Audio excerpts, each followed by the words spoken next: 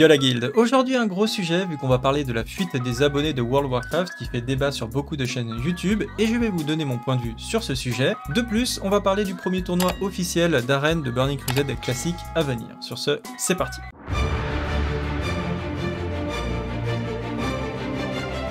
On commence donc avec le premier sujet, pourquoi autant de pertes d'abonnés aussi rapidement sur la franchise World of Warcraft.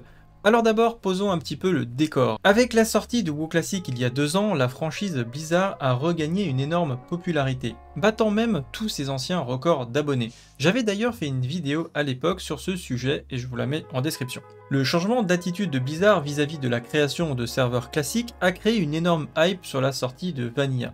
Cette hype qui a explosé durant toute la bêta fermée de Vanilla Classic avec tous les gros streamers anglais qui réalisaient énormément de vidéos et de contenu, mais aussi des tournois et events sur cette bêta. La nostalgie n'a d'ailleurs pas fait long feu car effectivement quelques jours après le leveling, une bonne partie de créateurs de contenu ont déjà quitté le jeu, entraînant avec eux leur communauté car n'ayant plus de temps pour le leveling à l'ancienne qui demande quand même un gros investissement. Forcément avec du contenu sans découverte, on a du mal à entretenir la flamme. Néanmoins, Vanilla Classic a conservé une communauté d'irréductibles, de nouvelles méta ont vu le jour sur ses serveurs, le Redlog avec l'ultra performance, pousser l'optimisation du personnage à l'extrême, des communautés speedrun, du farm de gold XP optimisé avec la création de runs très techniques, run Maraudon ou ZG en mage par exemple, et des joueurs qui aiment le côté lent du MMO et veulent jouer avec leurs potes de l'époque. Ensuite, à la fin de Vanilla Classic, la sortie de Naxx a été ratée, avec la sortie de Shadowlands qui est arrivée en même temps et a mis à mal beaucoup de guildes qui ont vu leurs joueurs partir tester ce nouveau contenu plein d'espoir. J'ai personnellement testé Shadowlands et je devrais résumer cette extension à un très bon leveling, surtout pour ceux qui aiment le PEX et le lore. Un PVP aux fraises et complètement what the fuck sans aucune innovation. Le raid et donjons Mythic Plus plutôt bon mais rapidement clean et proche des anciennes extensions. Des quêtes de farm réputation extrêmement répétitives, le mot qui était sympa les premières fois mais on a vite fait le tour, bref du contenu rapide et on a fini par tourner en rond. Du coup c'est là où l'arrivée de Burning Crusade Classic a fait renaître un espoir pour pas mal de joueurs de WoW, beaucoup ont suivi la bêta et les lives et vidéos sur ce thème. Mais quelques jours après la sortie de Burning Crusade Classic, le patch 9.1 de Shadowlands sort. Tous les joueurs ayant commencé TBC par manque de contenu retail retournent sur retail et testent les modifications. Les retours vont de mitigés à voire carrément destructeurs comme Asmongold qui a préféré aller stream Final Fantasy XIV avec un gros succès vu qu'il a fait des audiences hallucinantes sur le jeu et a fait découvrir à une grosse partie de la communauté WoW ce nouveau MMO pour eux. D'ailleurs, ce changement de jeu d'Asmongold fera cas d'école, puisqu'on retrouvera l'impact de ce changement directement sur jeuxvideo.com qui a analysé un petit peu les données via Steam, où le titre aura atteint son pic de joueurs, son meilleur pic de joueurs de tous les temps. Ils préciseront bien qu'une partie des joueurs viennent de la communauté d'Asmongold, et ils noteront que le titre recense quasiment tous les mois une augmentation de son nombre de nouveaux joueurs moyens, donc un impact sur le long terme d'un streamer qui est pas basculé sur ce jeu-là, enfin un streamer, il n'y avait pas que lui, mais c'est quand même le streamer principal qui a fait basculer beaucoup de joueurs de World of Warcraft sur ce jeu. Ça montre aussi que la commu des MMO est bien présente et recherche du contenu de qualité.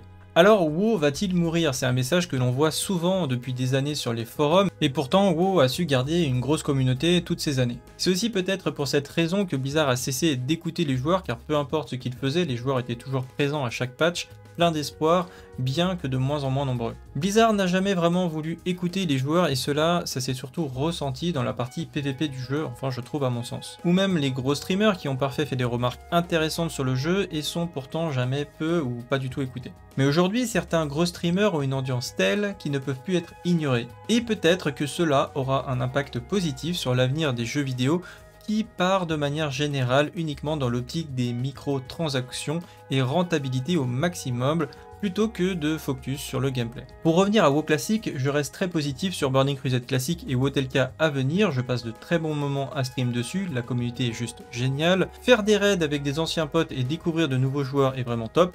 Je regrette bien sûr pas mal de choses, comme le farm PVP qui est un calvaire et le manque de la double spécialisation qui limite les possibilités en jeu, des améliorations qui auraient pu rendre le jeu plus amusant de mon point de vue. Blizzard a peut-être prévu des changements qui seront dans un Classic Plus, mais ça sera l'objet d'une vidéo à part entière car il y a beaucoup de choses à dire. Pour conclure sur ce premier sujet, pour moi WoW Classic avec Burning, Crusade et Wotelka s'adresse à une communauté de joueurs avertis.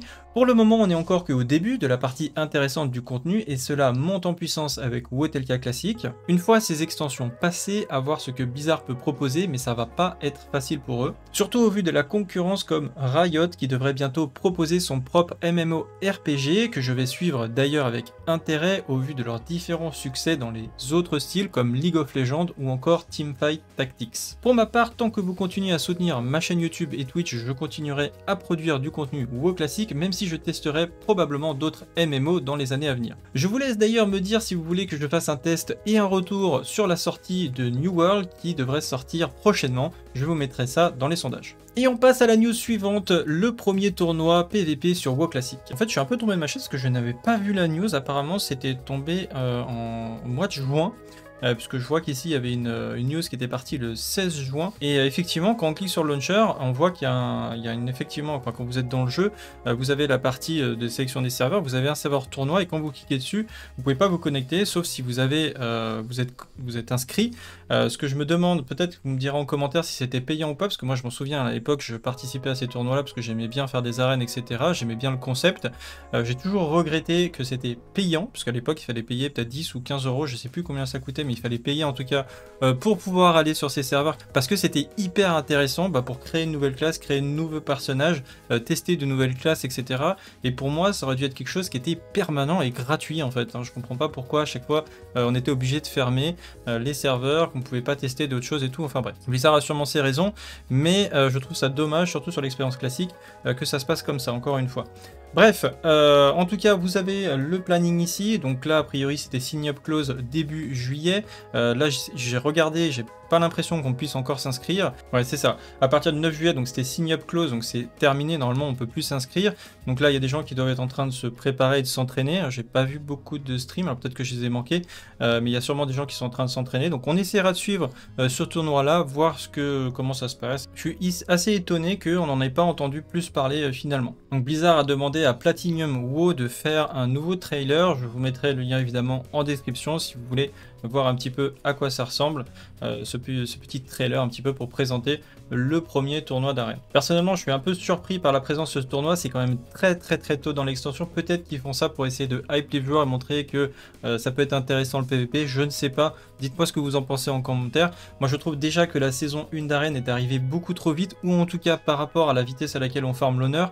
S'il aurait fallu éventuellement qu'ils accélèrent un petit peu les gains d'honneur en BG, soit de mettre en place le système interfaction déjà il y a longtemps, ou augmenter les gains d'honneur, j'en sais rien, comme ils avaient fait une fois le x10, qui était une erreur je sais, mais honnêtement le x10 c'était ok, ça rendait le jeu amusant en fait, ça avait vraiment motivé la communauté à aller en BG pour farmer les différents stuff honneur sur leur personnage.